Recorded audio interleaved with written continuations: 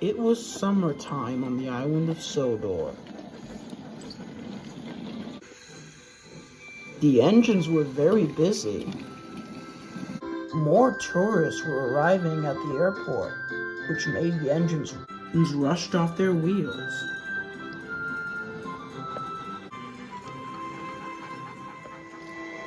One day at Knapford, Sir Topham Hatt came with important news. There were 2 new diesel engines who looked rather new to the engines. They were all astounded.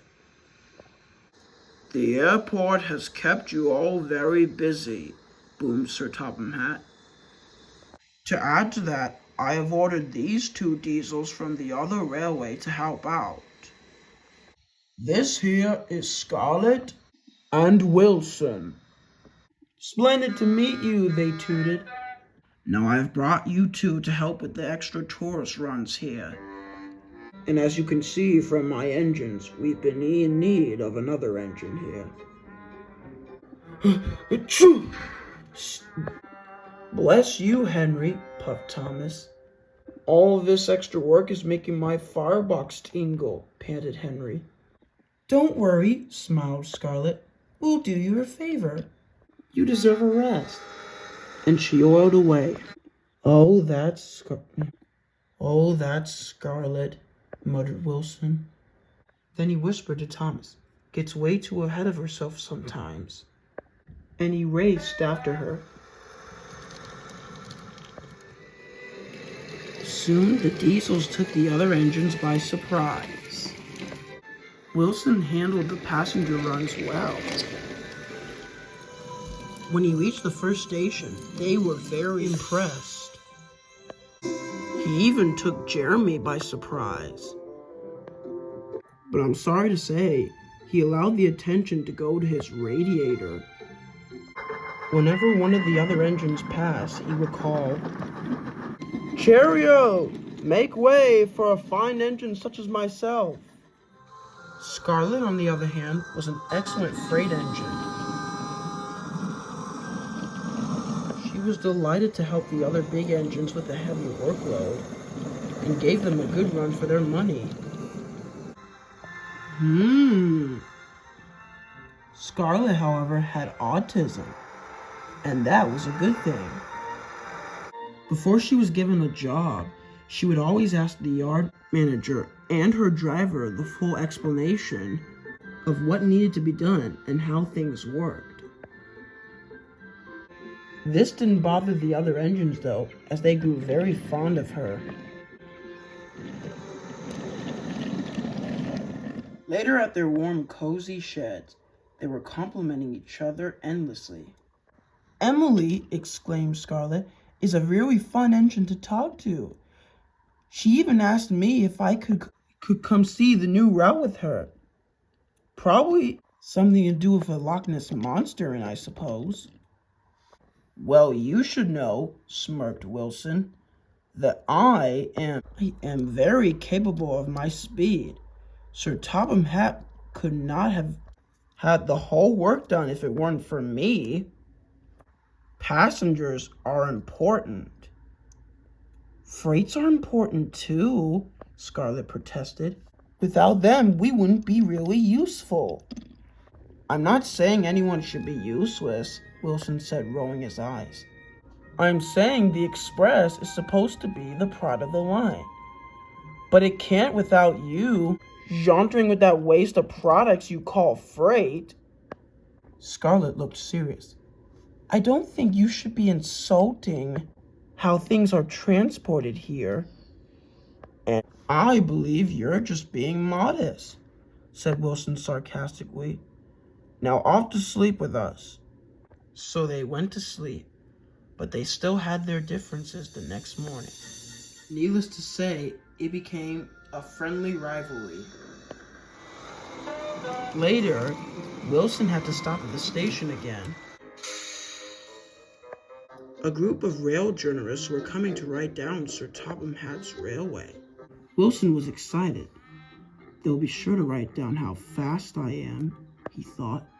"Hopefully those freight engines won't slow me down." Scarlett was also there, waiting patiently at a red signal. "It's okay," she hummed to herself. "I understand if there's danger." Meanwhile, down the line, Edward was cheerfully puffing down with a trainload of fruit from the market.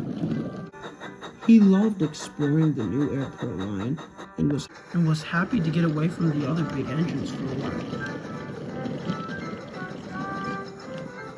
However, he nor his crew realized that the signalman had forgot to send him onto the passing side. Soon everyone was inside the coaches, and it was time for Wilson to leave. The driver started the handle, and Wilson was off in a flash. "This is going to be exciting," he thought to himself. Then Scarlett saw something that made her almost jump. "Stop! Stop!" she hooted loudly. Wilson heard her and applied his brakes. "The points are set the wrong way," Scarlett called out. "Oh," thought Wilson, "she's right. I could have been derailed if it hadn't been for her." Then they heard a loud whistle. Wilson gasped. "It's Edward!" he cried. It was Edward, and he was headed straight for Wilson. Wilson tried to reverse, but his wheels stood firm on the points, adjusting to his track. Wilson could see Edward's steam in the distance. If he didn't stop soon, then there would be an accident. Edward came closer and closer until Scarlett had an idea. Thinking fast, she moved to Wilson as fast as she could.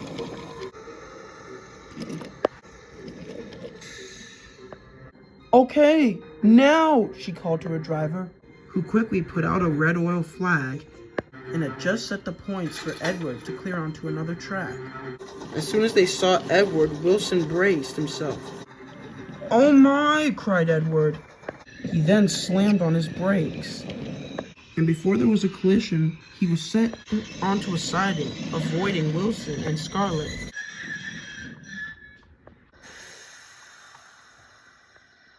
Luckily, no one had been hurt. "Whoosh," sighed Edward. "Thank you, Scarlett." "Agreed," added Wilson. "It was nothing," blushed Scarlett innocently. "Just didn't want anyone hurt." The journalists were very happy. "Scarlett has saved our train!" they exclaimed. Later at the sheds, Sir Topham Hatt came to see them. "Well done, Scarlett," he boomed. "You have saved a nasty accident, and 2 of my engines."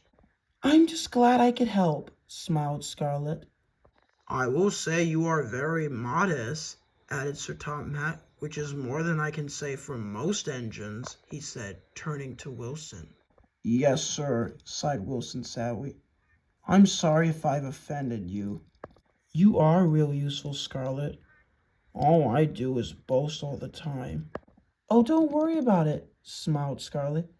"You're a very useful engine, too. You help out with express runs for the airport." And that was enough to make Wilson smile, too. "Yes, indeed," added Sir Topham Hatt. "You are both really useful."